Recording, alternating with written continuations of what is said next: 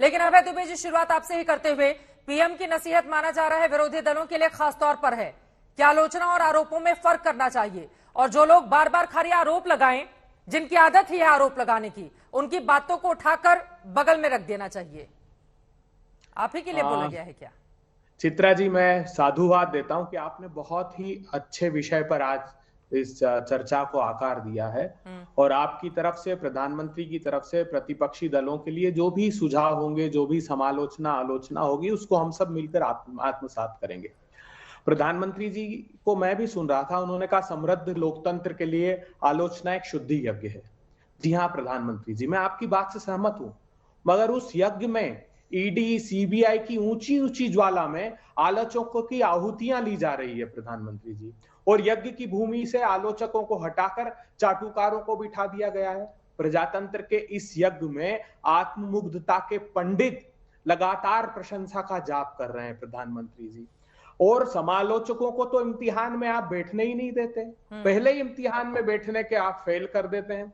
तो कैसे इस प्रजातंत्र के शुद्धि यज्ञ में आलोचना और समालोचना की पूर्ण आहुति देकर हम प्रजातंत्र को पोषित कर सकते हैं? मुझे इस बात से मैं बिल्कुल भरोसा नहीं होता प्रधानमंत्री जी। याद कीजिए, जब आप सत्ता में आए थे तो इस देश के साहित्यकारों ने, कलमकारों ने, कलाकारों ने, इतिहासकारों ने, चित्रा जी जैसे अनेक मूर्धन्य पत्रकारों ने कहा था कि देश असहिष्णुता की आग में जल रहा है। तो क्या निरूपित कर दिया? उन लोगों को कहा कि ये तो अवार्ड वापसी गैंग है। जब इस देश के किसानों ने कहा कि प्रधानमंत्री जी आमदनी 27 रुपए रह गई और आपने जो 3 काले कानून लाए इनको हटा दीजिए, सरकार की आलोचना समालोचना की, तो कहा ये तो आतंकवादी हैं, ये तो पाकिस्तानी हैं, ये तो खलिस्तानी हैं। जब देश के प्रतिपक्ष के नेता राहुल गांधी जी कहते हैं कि चीन भारत की सीमा में 2000 स्क्वायर किलोमीटर तक घुस गया है, अरुणाचल प्रदेश में गांव बसा लिया है, तो आप कहते हैं राष्ट्रद्रोही दल के लोग हैं। तो जो जो आपको रास्ता दिखाते हैं, आपने पाठ्यक्रम से सारे वो अध्याय हटा दिए जो आपको रास्ता दिखा सके, फिर परीक्षा में प्रतिपक्षी दल बैठकर कैसे प्रजातंत्र को पल्लवित और पुष्पित कर सकते? ठीक है, मैं जवाब ले लेती हूं। आप कुछ तकनीकी दिक्कत भी आ रही है, उसको तुरंत दुरुस्त कराते हैं। गौरव भाटिया जी, मेरा सीधा से सवाल है, प्रधानमंत्री ने आज चर्चा के दौरान यह भी कहा कि आलोचना कौन करता है ये महत्वपूर्ण है। अगर अपने आलोचना करें तो उसको गंभीरता से ले लेना चाहिए, अगर दूसरे आलोचना करें तो फिर कूड़े के ढेर में उनकी आलोचना को फेंक देना चाहिए। अब अभय दुबे जी की आलोचना को कहां रखते हैं आप लोग?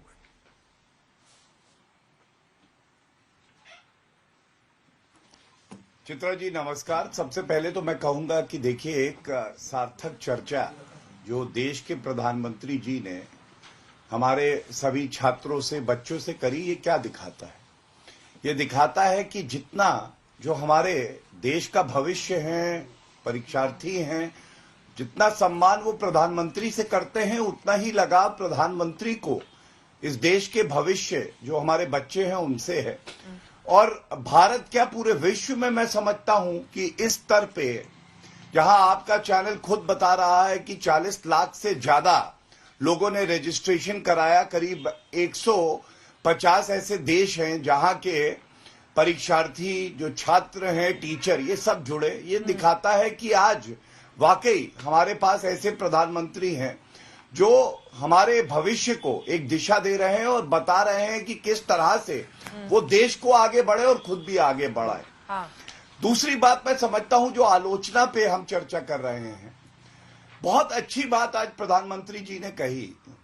पहली बात, वो लोग हैं जो वाकई सार्थक आलोचना करते हैं और उनके पास तथ्य होता है, कोई आधार होता है। और दूसरा, उन्होंने एक पहलू बताया कि आलोचना कौन कर रहा है। तो पहले मैं छूता हूं कि आलोचना किस तरह की है। हम तो हमेशा ये कहते हैं कि लोकतंत्र, चित्रा जी, तभी मजबूत रहेगा जब विपक्ष अपनी भूमिका को जानेगा और आलोचना करेगा तो तथ्यों के आधार पे कुछ बेहतर बताएगा और कमियां बताएगा जिनको दूर किया जाएगा। लेकिन आज का विपक्ष क्या है? केवल छाती पीटना।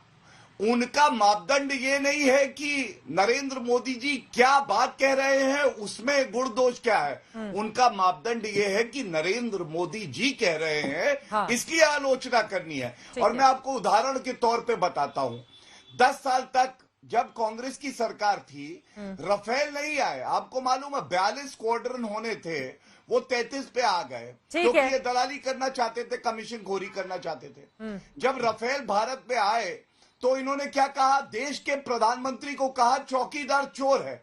सर्वोच्च न्यायालय ने करारा तमाचा इनको मारा। उन्होंने कहा नहीं, कोई अनियमितता नहीं है जो करार किया गया है कंट्री टू कंट्री। दूसरी बात, राहुल गांधी ने, एक मिनट मैं अपनी बात पूरी कर लूं, केवल 15 सेकंड और लूंगा। राहुल गांधी ने एक झूठ बोल दिया देश को। उन्होंने कहा कि सुप्रीम कोर्ट ने कहा है कि इसमें गड़बड़ी हुई है, बाद में उन्होंने कान पकड़ के माफी मांगी। ये एक उदाहरण है जो दिखाता है चर्चा, संवाद, आलोचना सकारात्मक होगी तो उसकी जो है हम लोग वाहवाही करेंगे, हम सीखेंगे, लोकतंत्र मजबूत होगा।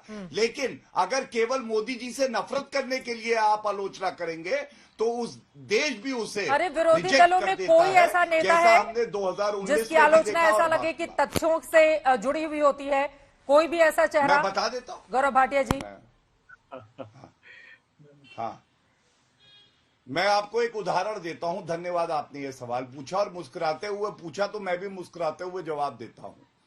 गुलाम नबी आजाद ने 4 दशक से ज्यादा राजनीतिक जीवन कांग्रेस में बिताया। आप याद करिए, जब उनका विदाई भाषण दिया, नरेंद्र मोदी जी ने संसद के पटल पर उनकी तारीफ करी और कहा कि हाँ, ये आलोचना करते हैं, विपक्ष में है, लेकिन लोकतंत्र में इनका योगदान है। तब वो कांग्रेस पार्टी में थे। ये क्या दर्शाता है कि ठीक है, आप विपक्ष में हो सकते हैं, आलोचना करी, अगर वो सकारात्मक है तो उसको सुना जाएगा। ये बात तो सच है ना। गुलाम नबी आजाद जी के विदाई भाषण में प्रधानमंत्री भावुक भी हो गए थे, नहीं सुना जाएगा। और वो तो कांग्रेस पार्टी के ही नेता थे।